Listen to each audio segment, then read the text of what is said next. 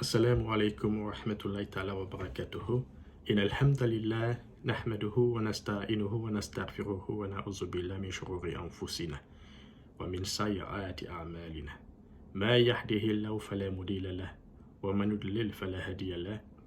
وأشهد أن لا إله إلا الله وحده لا شريك له وأشهد أن محمدا عبده ورسوله. قال الله سبحانه وتعالى: أعوذ بالله من الشيطان الرجيم. بسم الله الرحمن الرحيم. يا أيها الذين آمنوا اتقوا الله حق تقاته ولا تموتن إلا وأنتم مسلمون. وقال الله سبحانه وتعالى: أعوذ بالله من الشيطان الرجيم. بسم الله الرحمن الرحيم. يا أيها الذين آمنوا اتقوا الله وقولوا قولا سديدا يصلح لكم أعمالكم ويغفر لكم ذنوبكم ومن يطع الله ورسوله فقد فاز فوزا عظيما. Chers frères et sœurs en islam, Allah le Tout-Puissant, Allah Azawajal, nous dit dans le Saint-Coran: A'udhu billahi minash shaitanir rajim, bismillahir rahmanir rahim.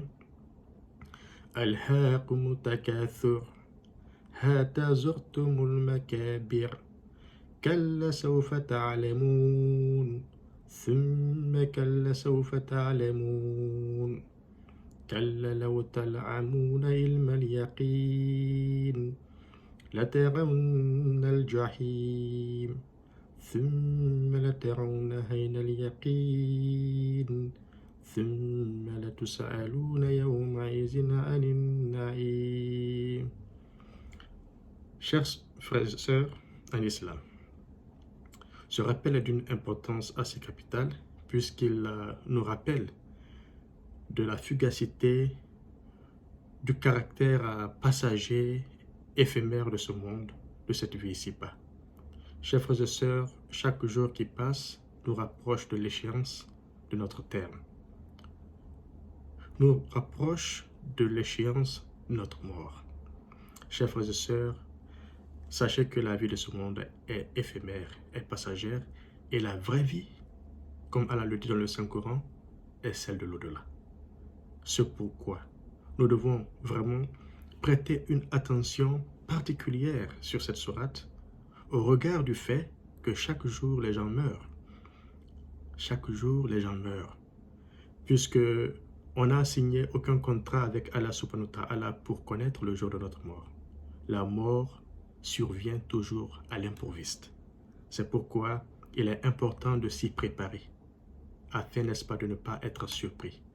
Le prophète paix sur lui a dit dans un hadith de toujours implorer Allah subhanahu wa ta'ala afin que Dieu nous préserve de la mort subite. Alors, chers frères et sœurs, nous allons faire le tafsir plutôt, je m'excuse, de cette sourate At-Takathur, la course aux richesses. La course aux richesses qui est en rapport avec notre sujet d'aujourd'hui. Le sujet, c'est la course aux richesses. Allah dit dans le Saint-Coran: Alhaakumut takathur, aux gens, la course aux richesses, aux enfants, au pouvoir, aux distraits. Alhaakumut takathur, hatta zurtumul makabir, jusqu'à ce que vous serez enterrés dans vos tombes. Jusqu'à ce que vous mourriez et seriez enterrés dans vos tombes. Vous n'auriez pas dû désobéir à Allah subhanahu wa ta'ala. Vous n'auriez pas dû, à cause des richesses, désobéir à Allah subhanahu wa ta'ala. Si vous étiez convaincu que vous seriez ressuscité un jour, si vous étiez convaincu que vous seriez ressuscité un jour, et que Allah subhanahu wa ta'ala vous rétribuera pour vos œuvres, vous ne courriez pas après les richesses, les enfants, le pouvoir. Vous saurez bientôt. Prenez garde, vous saurez bientôt. Si vous le saviez, vous verriez la fournaise au jour de la résurrection. Vous verriez l'enfer au jour de la résurrection et vous le verriez avec l'œil de la certitude. Et ce jour-là, vous serez interrogé sur les délices, sur la santé, sur le poste que Dieu vous a accordé, sur l'argent, la richesse qu'il vous a accordé sur la terre. Telle est la traduction de cette sourate At-Takathur, chers frères et sœurs. Alors, chers frères et sœurs, comprenons que Allah subhanahu wa ta'ala nous avertit de l'imminence du jour de la résurrection et des comptes que nous devons rendre. Ce pourquoi notre passage sur la terre doit, n'est-ce pas, se faire en conformité avec les prescriptions et les proscriptions de Dieu. Obéir à Allah subhanahu wa ta'ala et éviter de lui désobéir. Parce que Allah subhanahu wa ta'ala nous a créés pour l'adorer.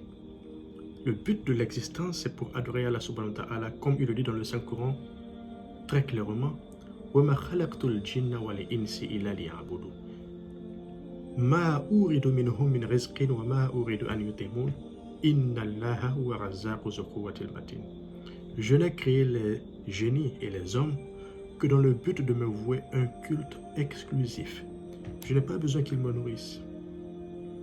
Ainsi parle le Seigneur, Allah subhanahu wa ta'ala, dans le Saint-Coran. Allah dit dans le Saint-Coran également dans la sourate Al-Mulk, Tabaraka alladhi biyadihi mulku wa huwa ala kulli shay'in qadir. Alladhi khalaqa al-mawta wal hayata liyabluwakum ayyukum ahsanu amala wa huwa al-azizul ghafur. Béni soit celui dans les mains de qui est la royauté, qui a créé la mort et la vie afin de vous mettre à l'épreuve et savoir qui de vous est le meilleur en œuvre. Chers frères et sœurs, c'est le but de l'existence. C'est le but de l'existence. C'est-à-dire que tout ce que nous faisons sur la terre doit être en vérité secondaire. La première chose qui doit préoccuper l'être humain, qu'il soit président, qu'il soit ministre, qu'il soit docteur, ingénieur, diplomate, c'est l'adoration d'Allah subhanahu wa ta'ala. Et nous devons traduire dans tous nos actes, dans toutes nos activités, cette adoration. Chers frères et sœurs, l'adoration n'est pas seulement la prière, mais le fait d'adorer Allah subhanahu wa ta'ala se fait, n'est-ce pas, dans tous nos actes. C'est en cela que Allah subhanahu wa ta'ala dit dans le Saint-Coran, dis ma vie, ma mort. Mes actes d'adoration et de piété sont à Allah subhanahu wa ta'ala. Donc tout ce que nous faisons appartient à Allah subhanahu wa ta'ala. Et c'est en cela qu'on dit Inna lillahi wa inna ilayhi raji'un.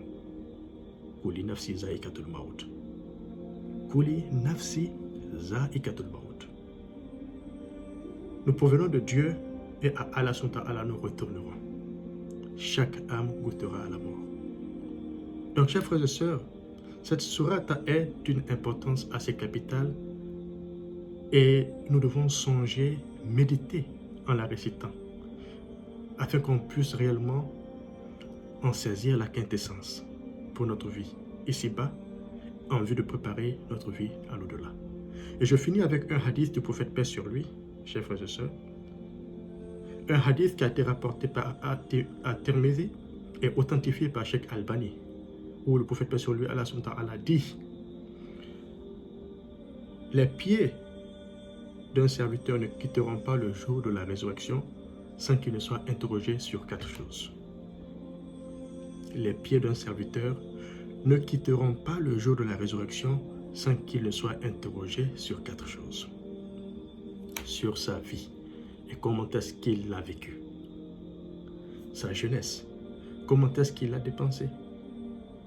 Est-ce qu'il a dépensé sa jeunesse dans les prières, dans les mosquées, dans l'adoration de Dieu, dans l'apprentissage de la science religieuse?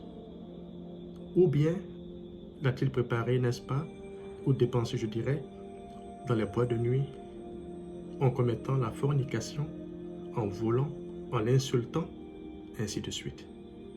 Ensuite, la science. Qu'en a-t-il fait? La science que Allah subhanahu wa ta'ala lui a donnée, qu'en a-t-il fait? A-t-il utilisé la science afin, n'est-ce pas, de mieux se guider, diriger sur le chemin vertueux, de se maintenir sur ce chemin, sur ce sentier qui mène vers le paradis?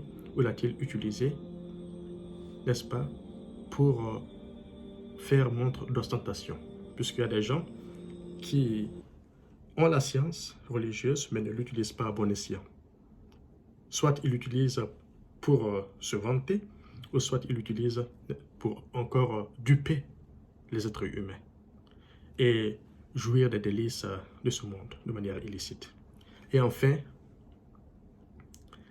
chers frères et sœurs, son argent, ton argent. Comment l'as-tu obtenu et comment l'as-tu dépensé? Telles sont les 4 choses dont on sera interrogé au jour de la résurrection avant de quitter l'esplanade du jour de la résurrection. Donc, chers frères et sœurs, sachant que Allah subhanahu wa ta'ala nous observe de manière très scrupuleuse, Allah est avec nous où que nous soyons. Il n'a jamais cessé de nous observer. Alors, préparons la vie de l'au-delà. Préparons-la, attelons-nous à préparer cette vie puisqu'elle est imminente. Quoi que nous fassions, quelle que soit la position que nous occupons dans la vie, que nous soyons président, ministre ou quoi que ce soit, ingénieur, chers frères et sœurs, sachant que toutes ces choses-là doivent être dans les conditions normales assujetties à l'adoration d'Allah subhanahu wa ta'ala afin de gagner le paradis. Préparons nos personnes et nos familles, plutôt préservons nos personnes et nos familles d'un feu dont le combustible sera constitué des hommes et des pierres. Chers frères et sœurs, je finis avec cela. Préservons nos personnes et nos familles, nos enfants que nous aimons beaucoup, notre père, notre mère. Préservons-nous et eux à travers, n'est-ce pas, le rappel utile, en nous exhortant mutuellement à faire le bien et en nous interdisant mutuellement au mal. Donc, préservons nos âmes et celles de nos enfants, de notre progéniture, de notre père, de notre mère, de nos oncles, de nos tantes, de nos proches, d'un combustible. Le combustible, ce qu'on prend pour préparer, pour faire la cuisine. Et à l'au-delà, ce combustible sera constitué essentiellement des hommes et des pierres. Alors, préservons nos âmes afin que Allah subhanahu wa ta'ala puisse nous faire mériter le paradis, Inch'Allah. Alors, c'était, n'est-ce pas, le rappel de cette semaine. On se dit à la semaine prochaine. Assalamu alaikum wa rahmatullahi ta'ala wa barakatuh. Merci.